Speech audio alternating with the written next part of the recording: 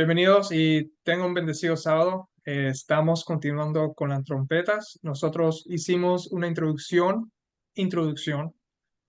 para las trompetas.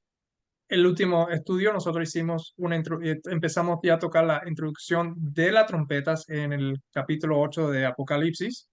Y este día vamos nosotros a continuar de donde nos dejamos o nos quedamos y continuar a los próximos puntos, los próximos versículos en Romanos capítulo 8. Pero antes de empezar, vamos a tener una oración para poder empezar este tema.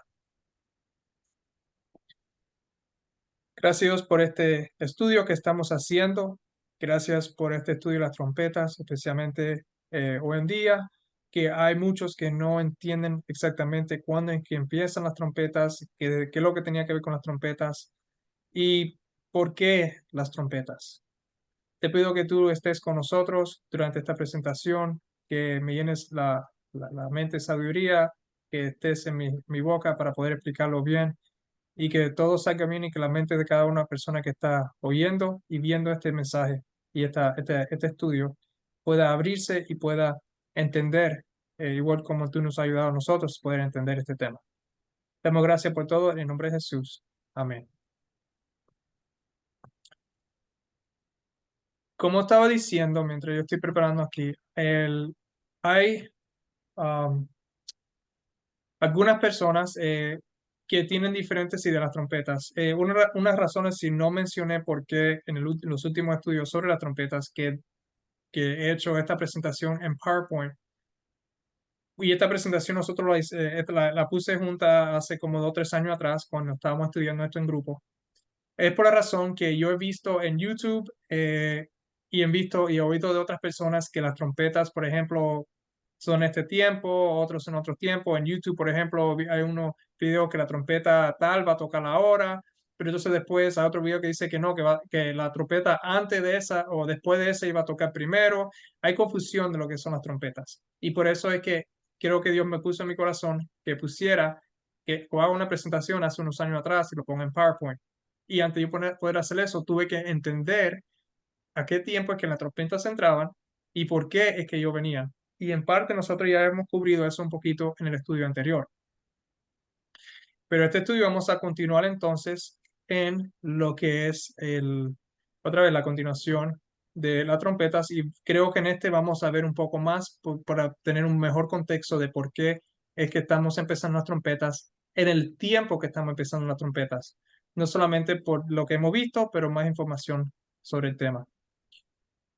So, las 7 trompetas de Apocalipsis. So, resumiendo ya lo que ya hemos cubierto hasta ahora, nosotros vamos a ver lo siguiente. Hay muchas interpretaciones sobre las trompetas que se encuentran en el libro de Apocalipsis, como estaba hablando. Y justo dentro de la iglesia adventista, nosotros vemos que había una posición oficial con el respaldo de Ellen G. White. Pero más tarde, después de que la iglesia original, la iglesia que fundó la iglesia adventista, pasó, entraron diferentes ideas e interpretaciones. Nosotros también vimos que estas otras interpretaciones tienen problemas con respecto al momento en que tuvo lugar, así como a la espiritualización de ciertos versículos para hacer encajar lo que no está allí.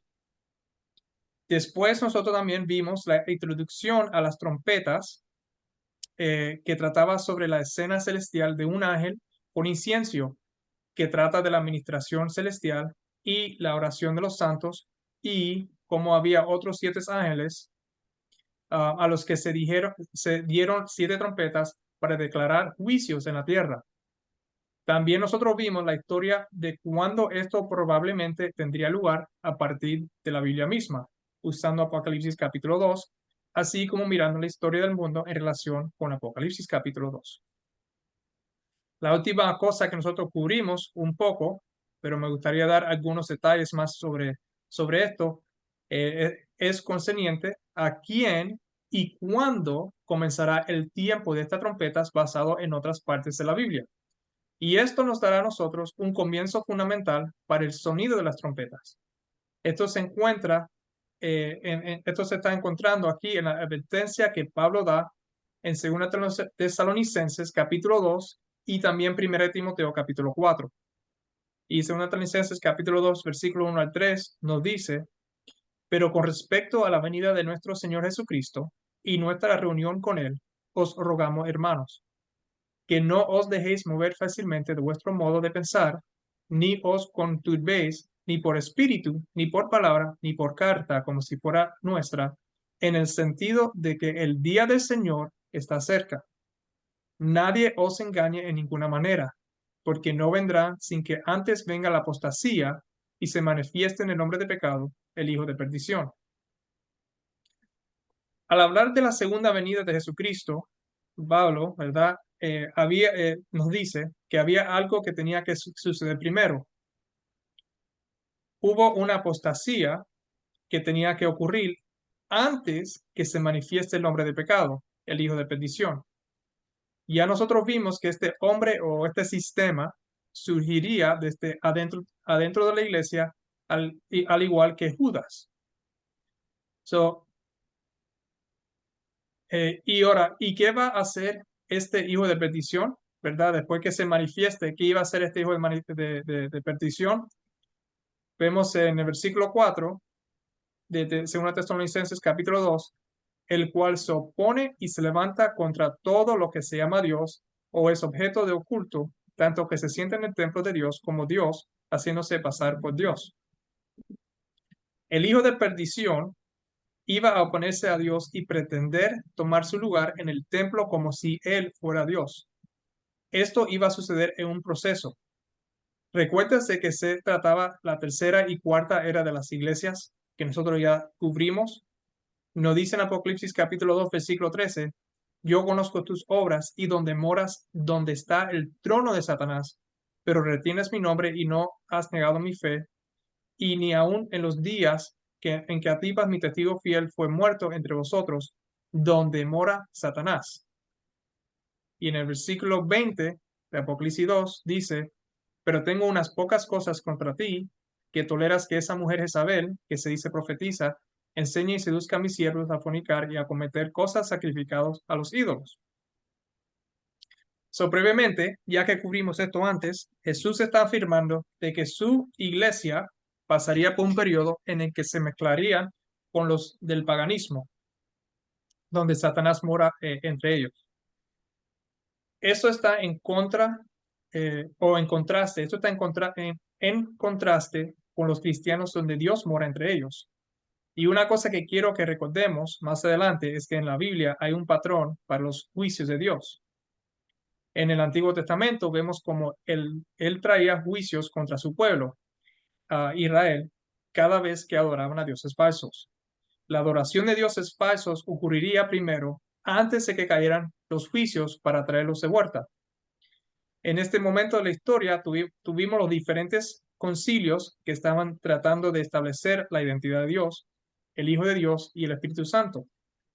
También vimos cómo las ideas paganas ganaron y el sistema que salió de él se opuso a Dios y fue puesto en lugar de Dios, donde nos dice: no os acordáis que cuando yo estaba todavía con vosotros os decía esto, y ahora vosotros sabéis lo que lo detiene, a fin de que a su debido tiempo se manifieste, porque ya está en acción el misterio de la iniquidad, solo que hay quien al presente lo detiene hasta que él a su vez se ha quitado del medio. Y esto está otra vez en 1 Tesalonicenses capítulo 2, versículos 5 al 7. Pablo, al escribir a los creyentes, escribió en código para no ser acusado de hablar en contra de lo que detiene y quien al presente lo detiene hasta que él a su vez se ha quitado del medio. Cualquiera que hablara en contra de Roma o del derrocamiento de Roma sería rápidamente encarcelado y probablemente asesinado durante ese tiempo. El gobierno bajo el que Pablo vivía en ese momento, del que el hijo de perdición iba a salir y después de que el poder de la Roma pagana declinó, era el Roma papal. ¿Y quién iba a quitar a Roma pagana si no es Dios? En Daniel capítulo 2, versículo 20 al 21, nos dice: y Daniel habló y dijo: sea bendito el nombre de Dios de siglos en siglos, porque suyos son el poder y la sabiduría. Él muda los tiempos y las edades, quita reyes y pone reyes, de la sabiduría a los sabios y la ciencia a los entendidos. Continuando en 2 Tesalonicenses capítulo 2, versículo 8 a 10, continuando, nos dice, y entonces se manifestará aquel inicuo a quien el Señor matará con el espíritu de su boca y destruirá con el resplandor de su venida. Inicuo cuyo aventamiento es por obra de Satanás, con gran poder y señales y prodigios mentirosos, y con todo engaño de iniquidad para los que se pierden, por cuanto no recibieron amor de la verdad para ser salvos. Cuando la Roma pagana iba a ser sacada del camino, que veremos en breve en el sonido de las trompetas, el inicuo iba a ser revelado, ¿verdad? Su venida y poder fue siguiendo de Satanás. Pero recuerden, el que quitó el poder para poder hacer eso viene de Dios. Satanás fue el que estableció después en lo que estoy tratando de decir. En Apocalipsis capítulo 13, versículo 2, que será cubierto en un estudio futuro, nos habla de este poder dado a los impíos que sucedió a la Roma pagana. Cuando dice, y la bestia que vi era semejante a un leopardo y a sus pies como de oso y su boca como boca de león, y el dragón le dio su poder y su trono y grande autoridad. Esto lo vamos a tocar un poco más después sobre quién es el dragón y a quién se le da, pero el dragón, siendo Roma pagana, le da a la bestia que sale, que es Babilonia, que como se menciona después, le da su poder. Espiritualmente, también, de otro punto de vista aquí, espiritualmente, el dragón representando a Satanás, vemos que le da el poder a la bestia, que es sería como el falso profeta. Esto lo vamos a cubrir después cuando lleguemos a estos capítulos. Vemos en los siguientes versículos el resultado de que causa este inicuo que entra en escena.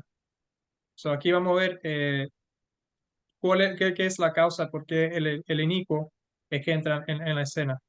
Nos dice aquí versículo 11, continuando con 2 Tesalonicenses capítulo 2. Por esto Dios les envía un poder engañoso para que crean la mentira, a fin de que sean condenados todos los que no creyeron a la verdad, sino que se complacieron en la injusticia. Debido al inicuo y sus enseñanzas, Dios envía un fuerte engaño a aquellos que siguen este sistema para que puedan ser condenados porque no creen en la verdad. En el versículo 3 al 15 continúa diciendo, pero nosotros debemos dar siempre gracias a Dios respecto a vosotros, hermanos amados por el Señor, de que Dios os haya escogido desde el principio para salvación, mediante la santificación por el Espíritu y la fe en la verdad, por lo cual os llamó mediante nuestro Evangelio para alcanzar la gloria de nuestro Señor Jesucristo. Así que, hermanos, estar firmes y retender la doctrina que habéis aprendido, sea por palabra o por carta nuestra. Aquí vemos la contraparte de los versículos anteriores, ¿verdad? En el versículo 11 al 12, trata de los perdidos que creyeron una mentira y tienen la doctrina de Satanás. Y vemos en el versículo 13 al 15 a los justos salvos que son santificados por el Espíritu y la creencia de la verdad. Los dos van de la mano, el Espíritu y la verdad. Nuestra santificación por el Espíritu viene de Dios, pero creer en la verdad es nuestra propia elección. Pablo nos dice que esta verdad está en el Evangelio que él enseñó. Él le dice al creyente, estar firmes y retener la doctrina que habéis aprendido, sea por palabra o por la carta nuestra. En nuestro caso serían las cartas que leemos de Pablo. Entonces, ¿cuál es la verdad que Pablo enseñó y cómo contrasta eso con lo que salió de los concilios acerca de Dios en el siglo IV? En Timoteo capítulo 2, 1 Timoteo 2, versículo 3 al 6, porque esto es bueno y agradable delante de Dios nuestro Salvador, el cual quiere que todos los hombres sean salvos y vengan al conocimiento de la verdad, porque hay un solo Dios y un solo mediador entre Dios y los hombres, Jesucristo hombre, el cual se dio a sí mismo en rescate por todos, de lo cual se dio testimonio a su debido tiempo. En Hechos capítulo 9, versículo 19 al 20, Y habiendo tomado alimento, recobró fuerzas y estuvo Saulo por algunos días con los discípulos que estaban en Damasco. Enseguida predicaba a Cristo en las sinagogas, diciendo que éste era el Hijo de Dios. Primera Colosenses 1, 3 al 5 y versículo 10.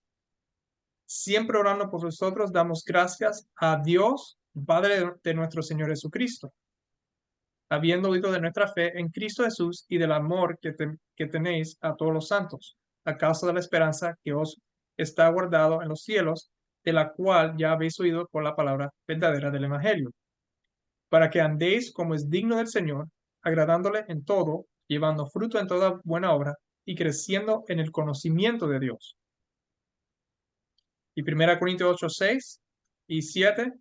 Para nosotros, sin embargo, solo hay un Dios, el Padre, del cual proceden todas las cosas y nosotros para Él, y un Señor Jesucristo, por medio del cual son todas las cosas y nosotros por medio de Él. Vamos aquí en Efesios capítulo 4, versículo 21. Nos dice, sin verdad le habéis oído y habéis sido por Él enseñados conforme a la verdad que está en Jesús.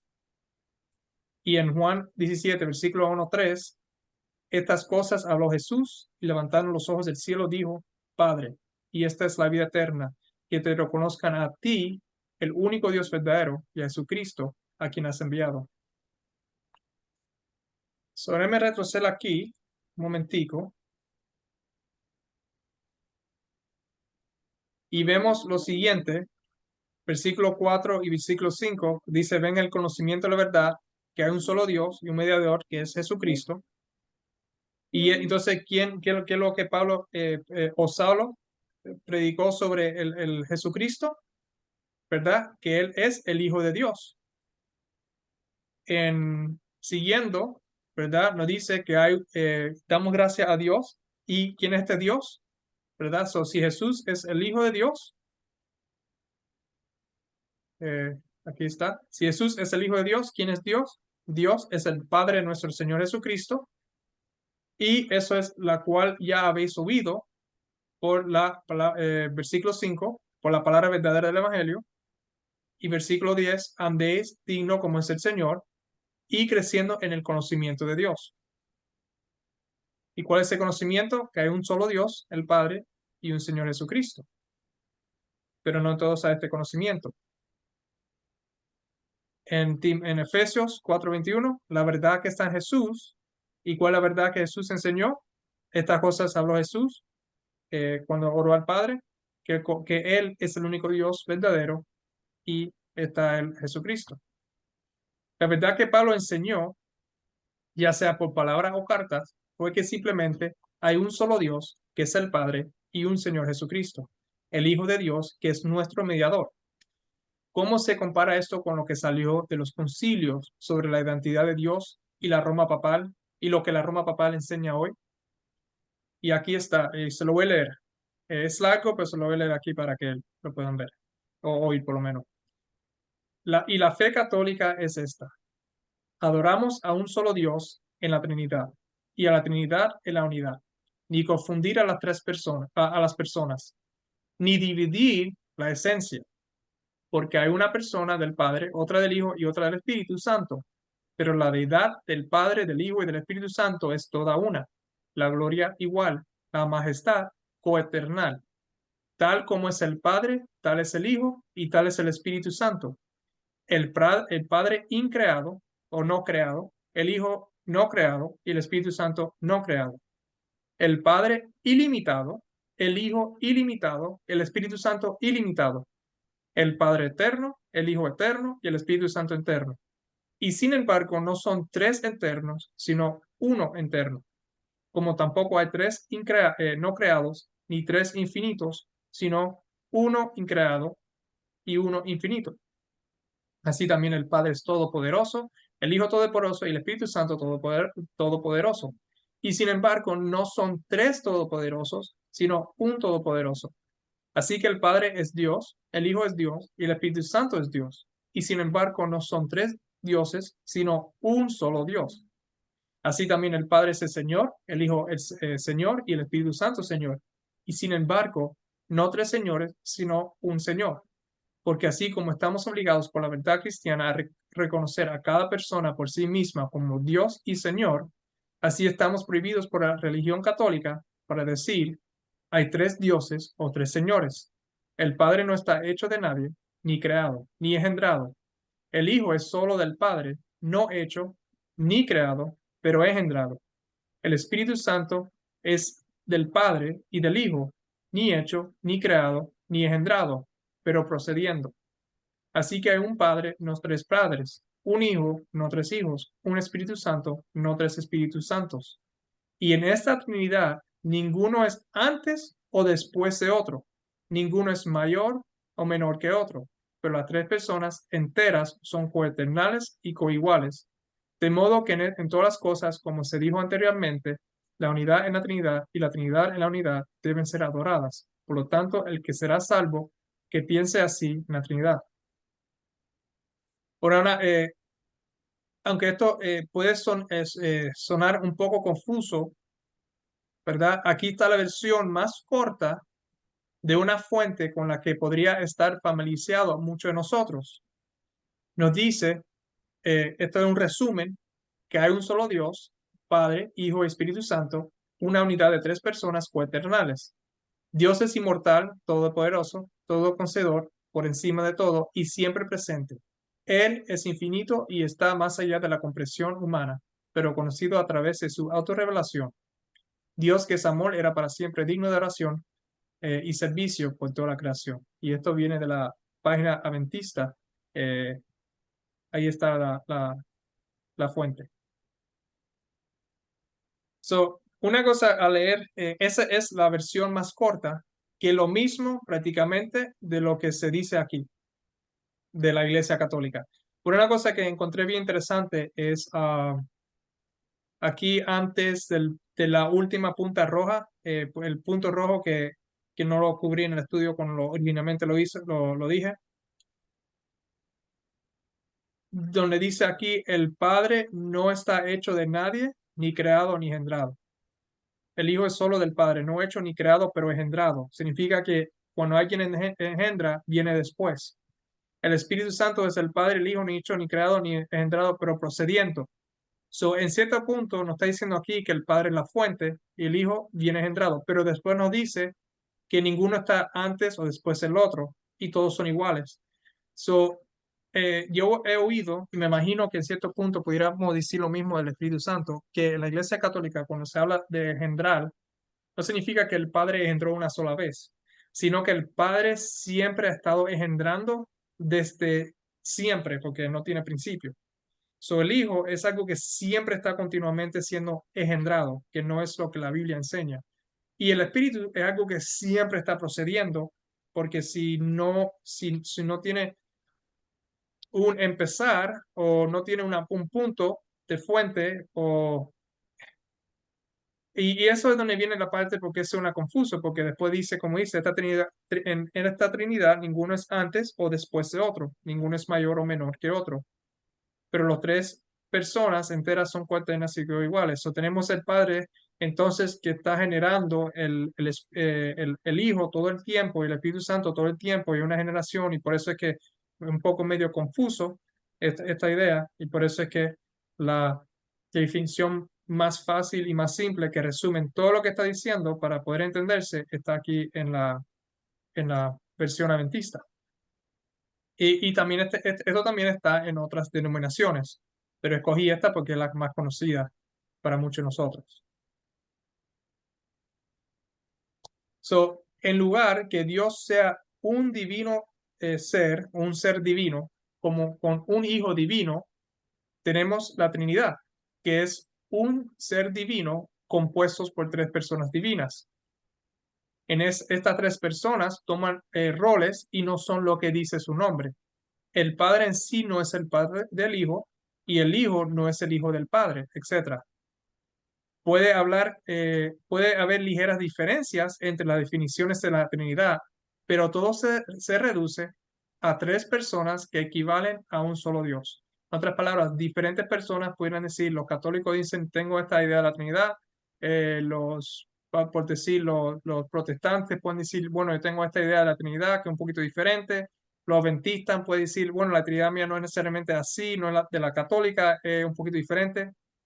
Son diferencias pequeñitas, pero al final del día todo viene llegando al resumen como vimos, ¿verdad? Que son eh, tres personas que equivalen a un solo Dios.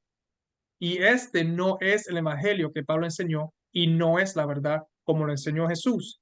Y quien enseña en contra de la verdad es de ese inicuo del que habla Pablo. Este resultado que ocurrió, que ocurrió está profetizado. El resultado de eso, de venir con estas diferentes ideas, el resultado que ocurrió está profetizado sobre este inicuo en 1 de Timoteo, capítulo 4, versículo 1 al 3, donde nos dice, pero el Espíritu dice claramente que en los prósperos tiempos algunos apostarán de la fe, escuchando a espíritus engañadores y a doctrinas de demonios. Esta doctrina, que no es la doctrina que se estableció bíblicamente, como vimos en la pantalla anterior, lo que se leyó, mire de dónde viene. Por la hipocresía de mentirosos que, teniendo cauterizada la conciencia, prohibirán casarse y mandarán abstenerse de alimentos que Dios creó, para que con acción de gracias participasen de ellos los creyentes y los que han conocido la verdad. Y vemos eso también, que ellos mismos en el liderazgo no se permiten casar uno al otro. Y hay ciertas veces que los alimentos que Dios creó para comer, ¿verdad? No el cerdo y la langosta y cosas así, pero los alimentos que Él permitió, ellos alguna vez se abstienen durante sus fiestas. Nosotros leímos anteriormente en Apocalipsis capítulo 2, versículo 13, que el pueblo de Dios moraba entre aquellos con doctrinas de demonios, conocidos como paganos. Pero ahora Pablo nos dice, en armonía con Apocalipsis capítulo 2, versículo 13, que habría cristianos que se apartarían de la fe que él enseñó para escuchar las doctrinas paganas. Tal como se mencionó anteriormente sobre el inicuo que vendría en un momento dado, aquí obtenemos el resultado de esto. Aquí tenemos quién es viendo aquí el mismo 1 Timoteo 4, 1 al 3, ¿quién es? En tiempo postero habrá quienes se apartarán de la fe porque escucharán la doctrina de los demonios. Vemos el por qué. Por la hipocresía de mentirosos que teniendo que utilizar la conciencia, y vemos lo que harán. Y como se dijo, prohibirán casarse y mandarán a tenerse de alimentos que Dios creó con acción, etc. ¿Qué poderes religiosos se ajustan a las descripciones mencionadas por Pablo? La Roma pagana estaba gobernando en este, recuerden que la Roma pagana estaba gobernando en ese momento, pero tenía que desaparecer primero y hacer espacio para el inicuo. El inicuo. Este inicuo es el hijo de perdición. Como vimos la última vez, esto significa que vendrá fingiendo ser de la iglesia de Dios, pero traiciona a los santos. Ese sistema será de naturaleza, igual como Judas estaba con Jesús y con los discípulos, pero luego traicionó a Jesús. El hijo de perdición, que también Judas se le fue dado ese nombre, tiene las mismas características. Y este sistema será de naturaleza, entonces, este sistema, naturaleza religiosa, pretendiéndose cristiano. La Iglesia Católica fue establecida por Roma. Cuando la Roma pagana desapareció y se convirtió al cristianismo, igual como Pablo dijo que tenía el poder que estaba en ese momento, tenía que desaparecer, que era Roma pagana, el sistema papal se estableció como el liderazgo de la Iglesia Católica, enseñando a un Dios diferente al que Pablo enseñó. Ahora, un punto que quiero hacer, la Iglesia Católica, no sé si ya lo mencioné, no significa como hoy en día la Iglesia Católica, aunque es la misma iglesia, pero lo que quiero decir es que el nombre católico significa Iglesia Universal. En ese tiempo, la iglesia principal, que era la Iglesia Universal, la palabra católica significa eso, universal. Por eso es que hoy en día el nombre continúa en la Iglesia Católica, la Iglesia Universal. Y esa Iglesia Católica o esa Iglesia Universal enseñó y enseña hoy en día un Dios diferente al que Pablo enseñó. En otras palabras, aquellos con las doctrinas de los demonios tendrían un efecto negativo en aquellos que tienen la verdad. Y este sistema papal enseñará la posición de Dios como verdad y enseñará la adoración de los demonios, cuál es el resultado de Apocalipsis capítulo 2, versículo 13, donde nos dice que que esa mujer Jezabel, que se dice profetiza, enseñe y seduzca a mis siervos a fornicar y a comer cosas sacrificadas a los ídolos. La Iglesia Católica Romana, más específicamente el liderazgo papal, enseña doctrinas de demonios y persiguió a los santos.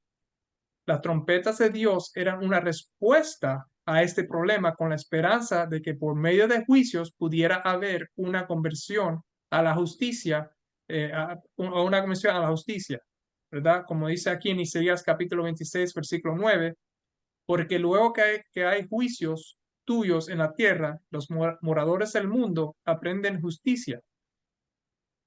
Al pueblo de Dios, esta mujer enseñar cosas de demonios, estas doctrinas falsas de Satanás, entonces ahí donde entran las trompetas de Dios, porque las trompetas de Dios, como vamos a leer, si no lo han leído ya, son juicios que vinieron a la tierra para tratar a convertir para atrás para que aprendan justicia, como dice aquí en Isaías. Uno de los mejores y breves comentarios que he visto hasta ahora será tomado de donde nosotros nos quedamos la última vez en la primera presentación. Y vamos a regresar un momentico aquí a, a esta página donde estábamos viendo aquí. Ahora, para una lectura más detallada de los eventos que ocurrieron durante estas 4 trompetas, también se puede leer este libro, El sonido de las 7 trompetas, de Apocalipsis capítulo 8 y 9, por James White. Y ahí está el enlace para el que lo quiera poner. Creo que está en inglés, no está en español, no creo. Pero de todas formas lo pueden buscar y sí, no, está en inglés, está en inglés. Esto es un poco más detallado.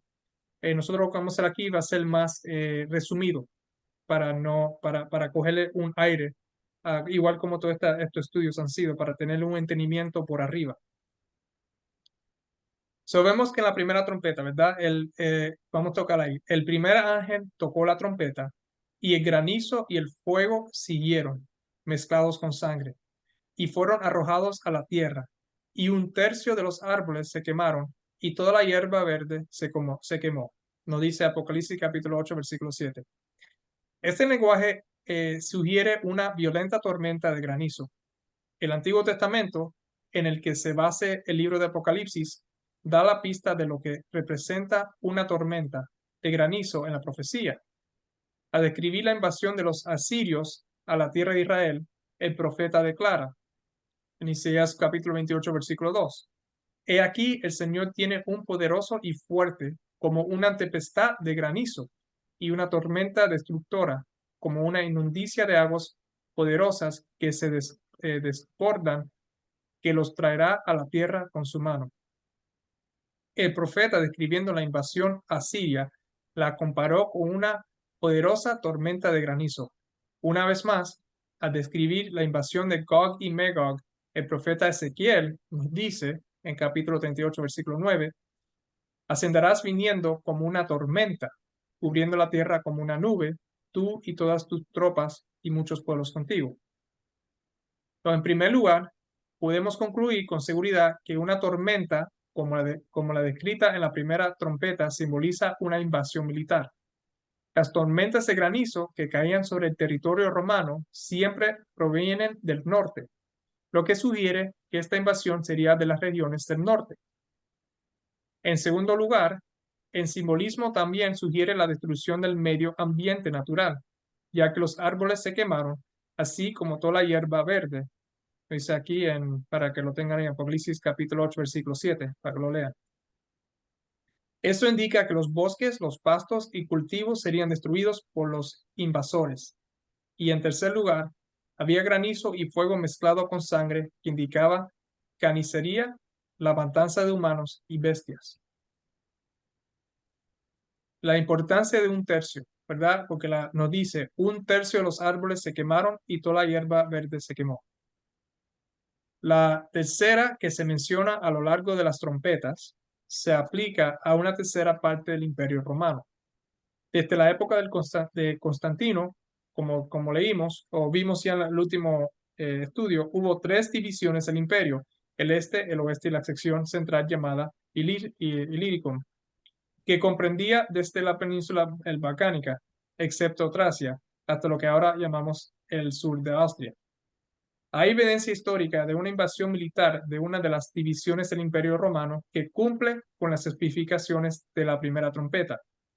El hombre que lo logró fue Alarico, se llama, el líder de los visigodos, una rama de los pueblos góticos de la que descienden la mayoría de los europeos.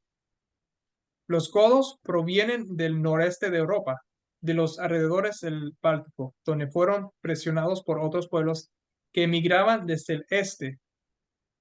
Alarico los condujo hasta Grecia y devastaron el campo a su paso. Los godos comenzaron a moverse hacia los climas más cálidos del Imperio Romano y miles se habían establecido en Illyricum, la tercera sección del imperio, ahora los estados eslavos del sur, donde fueron empleados como mercenarios por los romanos para ayudar a defender las fuentes, o las fronteras, quiero decir. Con el fin de pacificar a Alarico, el emperador de Roma Oriental lo nombró el general militar de todo Ilírico. Alarico aprovechó este desarrollo y pasó los siguientes 4 años en preparación para la invasión de Roma Occidental. Esto comenzó alrededor del año 395. Eso es bien importante. Empezó en el año alrededor del año 395. Y los registros históricos muestran que Alarico y los visigodos cumplieron con las especificaciones de la primera profecía de la trompeta. Quiero hacer aquí una nota aquí. ¿Recuerdas cuando dije que tuvo lugar el último concilio para definir a Dios?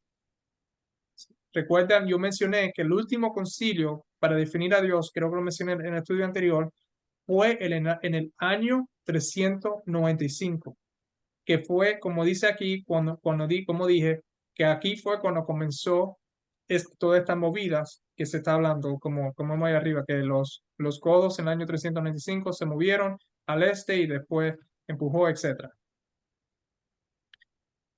Nótese la descripción de Edward Gibson, ¿verdad? Y Edward Gibson es, Edward Gibbon, quizás la mayor autoridad sobre la caída del Imperio Romano. En su famosa historia, la decadencia y caída del Imperio Romano. Edward Gibbon no era cristiano.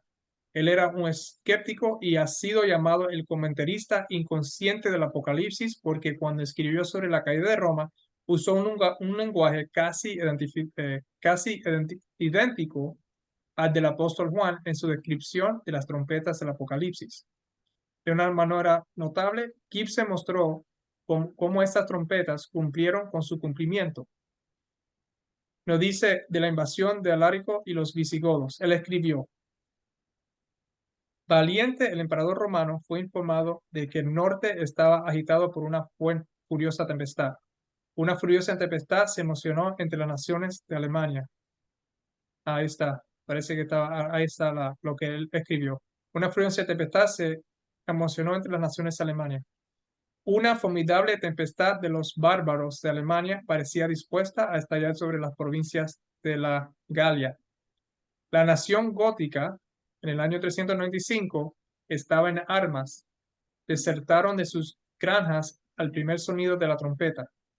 Las barreras del Danubio se abrieron. Los guerreros salvajes de Estia salieron de sus bosques, dirigida por el genio audaz e ingenioso de Alaric. Todo el territorio fue destruido por su funesta presencia. Pueblos en llamas, las huellas profundas y sangrientas de la marcha de los godos. Un líder victorioso que unió el espíritu audaz de un bárbaro con el arte y la disciplina de un general romano. estaba a la cabeza de 100.000 hombres combatientes, e Italia pronunció con terror y respeto el formidable nombre de Alarico. La predicción afirmaba que los árboles y toda la hierba verde se quemó, y Gibbon relata como un viejo poeta llamado Claudiano de Verona lamente la destrucción de sus árboles, revelando cómo está predicho, como esta predicción se cumplió al mismo tiempo. Y sus viejos árboles contemporáneos deben arder en la conflagración de todo el país. Esa es parte creo que es parte del poema que escribió. Esto es notable. Nos da una idea de la destrucción de los bosques, los cultivos y la hierba, la ecología total. Gibbon de nuevo escribe: la nube oscura que se recogió a lo largo de la costa del Báltico estalló en truenos sobre las orillas del Danubio superior. Esta escena de paz y abundancia se transforma repentinamente en un desierto, y la perspectiva de las ruinas humeantes solo podía distinguir la soledad de la naturaleza de la desolación de los hombres. Las llamas consumidoras de la guerra se extendieron desde las orillas del Rin sobre la mayor parte de las 17 provincias de la Galia, ese país rico y extenso, hasta el océano, los Alpes y los Pirineos, fue entregados a los bárbaros. Esta fue la descripción de la invasión gótica por el inconsciente comentarista del Apocalipsis. Alarico invadió Italia 3 veces. Otro comentarista afirma: el curso de Alarico fue a Italia como le dijo un monje italiano. Sintió un impulso secreto y prenatural que dirigió incluso impulsó su marcha hacia las puertas de Roma. A medida que sonaba su trompeta y avanzaba su marcha, terribles presagios y pronósticos lo precedieron. Los cristianos, dice Gibbon, obtuvieron consuelo de la poderosa intercesión de los santos y mártires. Esto revela la apostasía de los cristianos. 3 veces, en cumplimiento de su destino, descendió de los Alpes a las llanuras italianas, marcando su curso a cada paso, como nos dicen los historiadores asombrados de la época, en el campo y en la ciudad con estragos, conflagraciones y sangre, hasta que las puertas de la propia Roma se abrieron al conquistador y los fuegos góticos ardieron alrededor del Capitolio. Mientras cumplía la profecía de la primera trompeta, es significativo que el propio Alarico poseyera una poderosa convicción de que fue llevado divinamente a destruir Roma. Esto incluso fue reconocido por la gente de la época. Cuando Alarico fue interceptado por un monje italiano con una súplica para salvar la ciudad de Roma, Alarico le aseguró que mientras no se sentía dispuesto a comenzar el asedio, se vio obligado por algún impulso oculto e irresistible para llevar a cabo la empresa. Los comentarios de Gibbon revelan que la evasión y saqueo de Roma por parte de Alarico asestó un golpe mortal al Imperio Romano. El rey de los Cortos avanzó con vigor incesante y lanzó su campamento bajo los muros de Roma. Durante un periodo de 619 años, la sede del imperio nunca había sido violada por la presencia de un enemigo extranjero. A la hora de la medianoche, los habitantes de Roma fueron despertados por el tremendo sonido de la trompeta gótica. 1163 años después de la fundación de Roma, la ciudad imperial, que había sometido y civilizado a una parte tan considerable de la humanidad, fue entregada a la furia licenciosa de las tribus de Alemania y Estia. Esta terrible catástrofe de Roma llenó al asombrado imperio de dolor y terror. De James White, que él escribió, que saqué este pedacito del libro de él, nos dice: la unión del imperio romano se disolvió, su genio fue humillado en el polvo, y los ejércitos de bárbaros desconocidos procedentes de las regiones heladas del norte habían establecido su reinado victorioso sobre las provincias más justas de Europa y África. La última palabra, África, es la señal para el sonido de la segunda trompeta. La escena cambia de las costas del Báltico a la costa del sur mediterráneo o de las regiones heladas del norte a las fronteras de África, en llamas. Y en lugar de una tormenta de granizo arrojada sobre la tierra, una montaña en llamas fue arrojada al mar.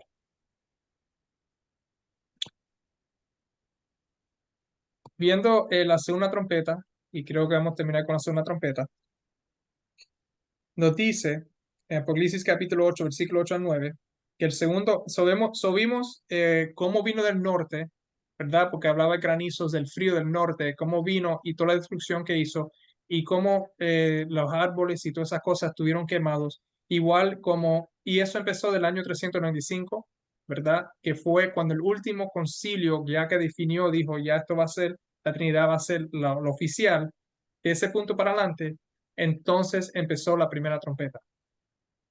La segunda trompeta continúa y vamos a tocar más sobre eso en el próximo estudio. La segunda trompeta nos dice, el segundo ángel tocó la trompeta y como una gran montaña ardiendo en fuego fue precipitada en el mar y la tercera parte del mar se convirtió en sangre. Y murió la tercera parte de los seres vivientes que estaban en el mar y la tercera parte de las naves fue destruida. La escritura es clara en que una montaña representa un reino.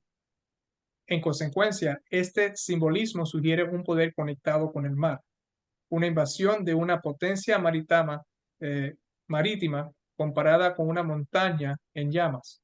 Cuando leemos aquí, sí, la montaña, cuando leemos aquí en Jeremías capítulo 51, versículo 25, he aquí yo estoy contra ti, oh monte destruidor, dice Jehová, que destruiste toda la tierra y extenderé mi mano contra ti y te haré rodar de las peñas y te reduciré a monte quemado. Sabemos ahí que una montaña está conectado con eh, con un poder, con un reino. Una montaña representa un reino.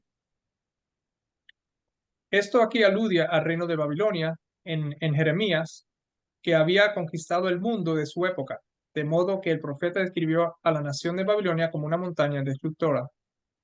El reino de Dios también se compara con una montaña en Daniel capítulo 2, versículo 35 al 44. Entonces, ¿qué reino de poder marítimo invadió el imperio romano o Roma occidental? Solo un poder gótico asociado con el mar estuvo involucrado en la caída de Roma, y esos son los vándalos. So, los vándalos y cómo es que ellos llegaron a África. Los vándalos fueron una de las tribus góticas que emigraron del norte de Europa al mismo tiempo que los visigodos, o los visigodos, no los visigodos, los visigodos. En una invasión de Italia bajo un líder llamado Radagaisos, cientos de miles de vándalos, borgoñones y suevos sitiaron la ciudad de Florencia. Cuando Radagaisos fue asesinado, los vándalos y sus aliados se retiraron y se trasladaron al sur de Francia. Allí la división borgoñana de estos godos se asentó y formó el reino de Borgona. El resto de los godos continuaron a España y los suevos se separaron y se establecieron en el noreste de España, formando el reino de Suevo, que ahora es Portugal. Así es como llegaron a este punto. Ahora, el sonido de la trompeta. El resto de los godos, los vándalos continuaron hacia Gibraltar, cruzando el estrecho y entrando en el norte de África.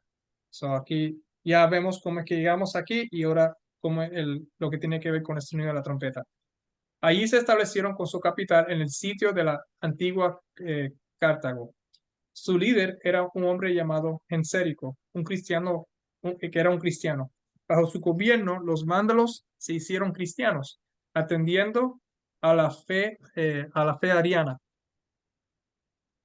Muy importante, recuerden que esta es la fe ariana, que no es la fe católica. La fe ariana es la fe que cree que es la fe de la Biblia, donde ellos creen que Jesús es el Hijo de Dios, no una Trinidad.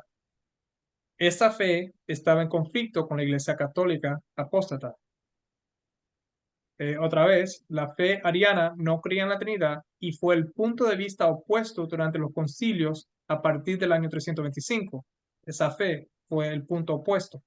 A partir de la poca información que queda sobre ellos, sostenían que solo había un Dios y su Hijo, que es Jesús, que estaba opuesto otra vez, como hemos visto, a la Trinidad.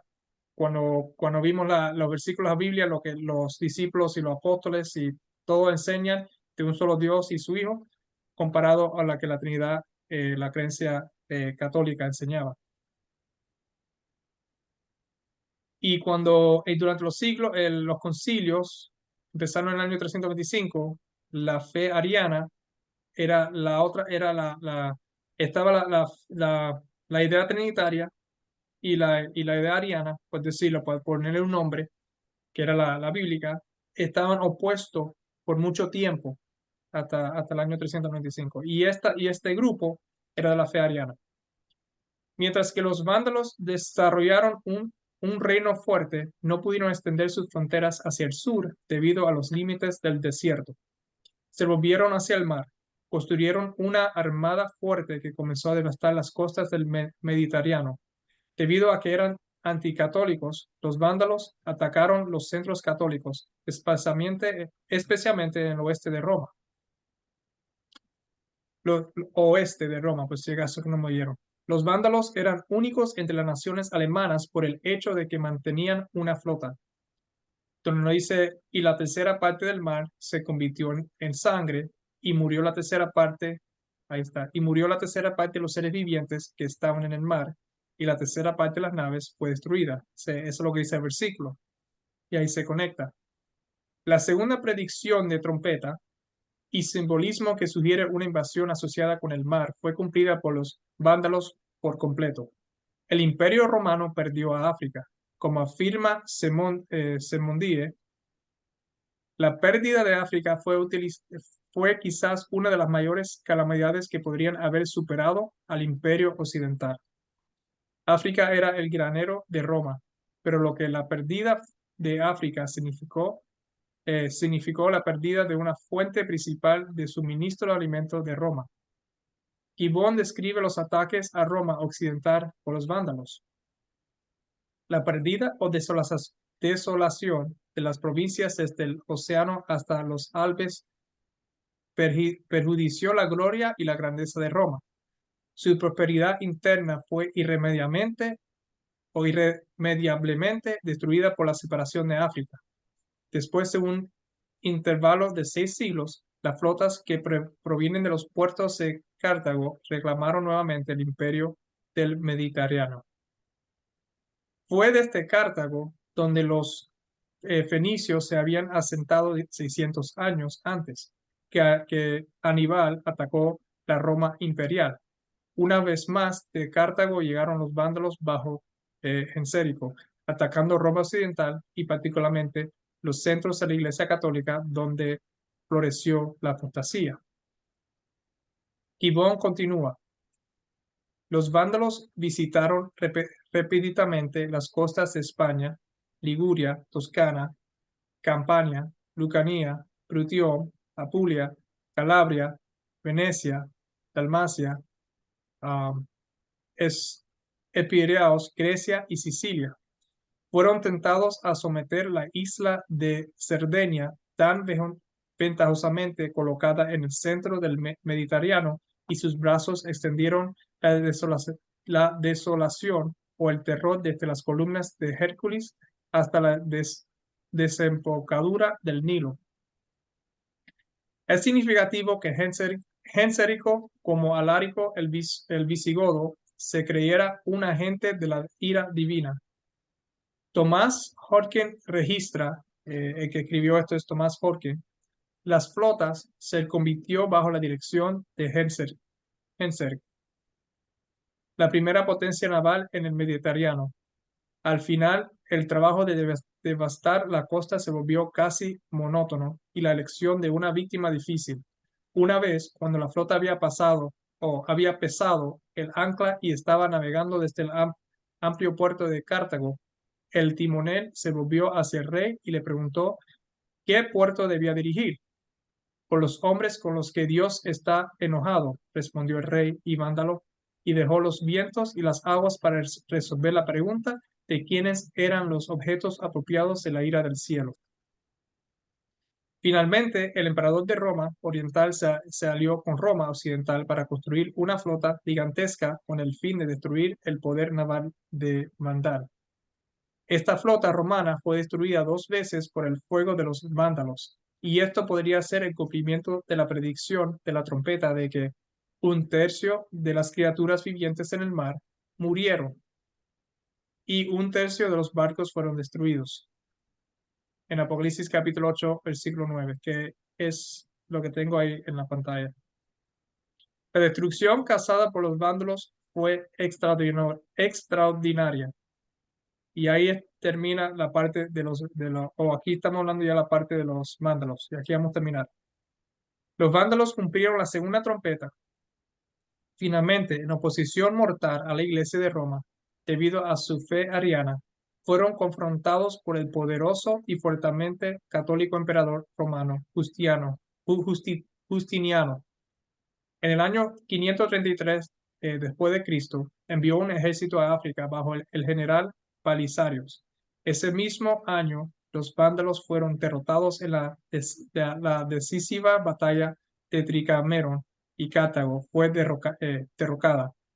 Al año siguiente, África, Cerdeña y Córcega fueron restauradas al Imperio Romano. Como nación, los vándalos pronto dejaron de existir. Hay pocos casos en la historia de una nación que desaparece tan rápida y completamente como los vándalos de África. Se calcula que durante el reinado de Justiniano, el emperador de Roma Oriental, África perdió 5 millones de habitantes.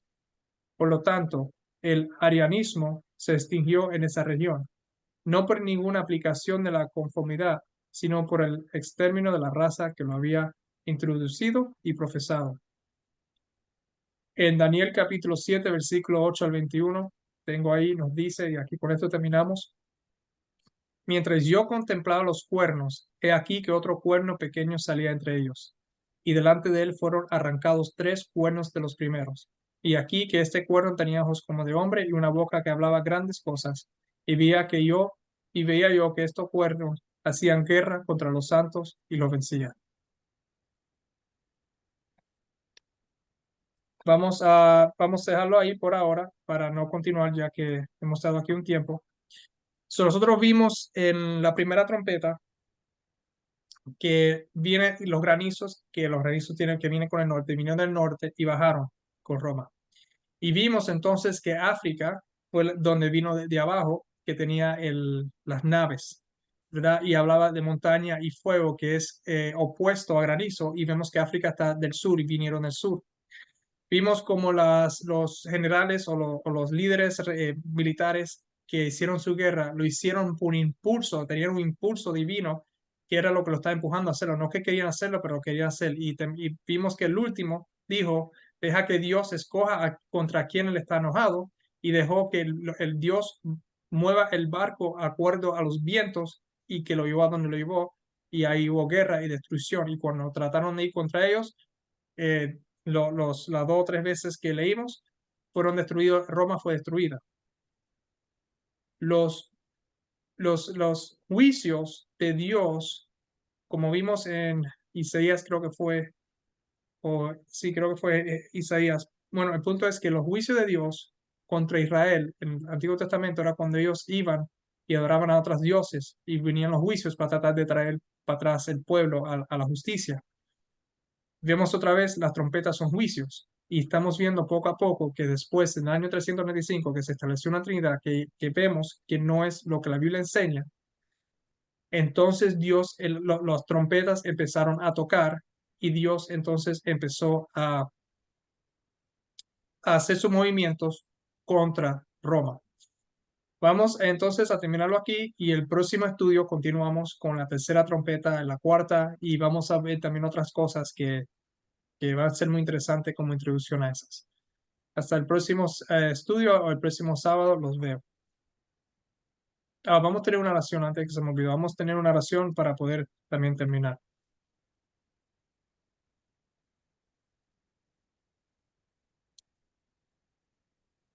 Gracias a Dios por este estudio que hemos tocado hasta ahora. Espero que puedan ver las trompetas, cómo y por qué es que las trompetas tocaron, para qué propósito, y con la historia que estamos leyendo y viendo, que podamos ver cómo se cumplieron y también ver por qué que se cumplieron. Tú eres un Dios celoso y quieres lo mejor para cada uno de nosotros. Y te pedimos que para cada uno de nosotros, que si estamos equivocados, que tú toques tus trompetas, no para arruinarnos, sino para regresarnos nosotros al camino tuyo. Damos gracias otra vez por este estudio y que puedan, todos los que vean este estudio puedan ser bendecidos, igual como fue una bendición para mí. Damos gracias por todo. En el nombre de Jesús. Amén.